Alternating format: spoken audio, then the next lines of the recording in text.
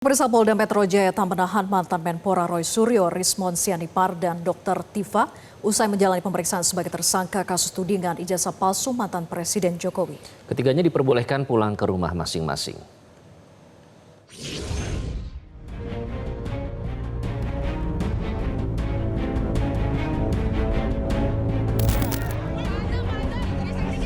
Diperiksa lebih dari 9 jam, mantan Menpora Roy Suryo melempar senyum ke awak media dan pendukungnya yang telah menunggu sejak awal kedatangan ke Polda Metro Jaya. Roy semringah, tak ditahan penyidik di tengah tuduhan rekayasa digital pada dokumen ijazah dengan ancaman pidana 12 tahun penjara yang menjeratnya. Tak banyak bicara, tersangka Roy Suryo hanya menyampaikan terima kasih, salah satunya ke pihak Polda Metro Jaya. Kita insya Allah malam hari ini kita bubar dengan baik. Terima kasih untuk Polda Metro Jaya. Terima kasih untuk semuanya yang malam ini sudah membersamai, terutama koordinasi yang sangat bagus dari Mas Raffi. Para lawyer. Ya, terima kasih juga untuk para lawyer yang luar biasa, para ibu-ibu, mak-mak dan juga bapak semuanya. Sekali lagi terima kasih.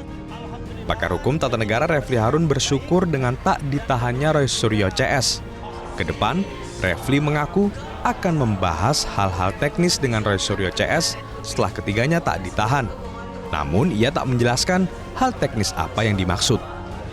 Alhamdulillah penyidik bersikap baik. Dan kemudian juga Mas Roy, Rismon, dan Dr. Tifa juga kooperatif. Tetapi tentu ada hal-hal teknis yang nanti kita akan diskusikan di kemudian hari. Paling tidak hari ini mereka tidak ditahan. Padahal kita tahu pasal-pasal yang dikenakan ke mereka ancaman hukumannya sampai 12 tahun. Yaitu pasal 35 Undang-Undang ITE.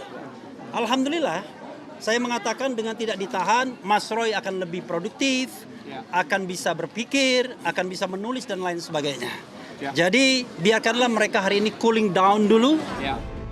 Sementara di Reskrimum Polda Metro Jaya Kombes Pol Iman Imanuddin menjelaskan, ketiga tersangka yakni Roy Suryo, Rismon Sianipar, dan Dr. Tifa tak ditahan karena mereka mengajukan ahli dan saksi meringankan. Sehingga penyidik akan menjadwalkan pemanggilan guna dimintai keterangan tambahan.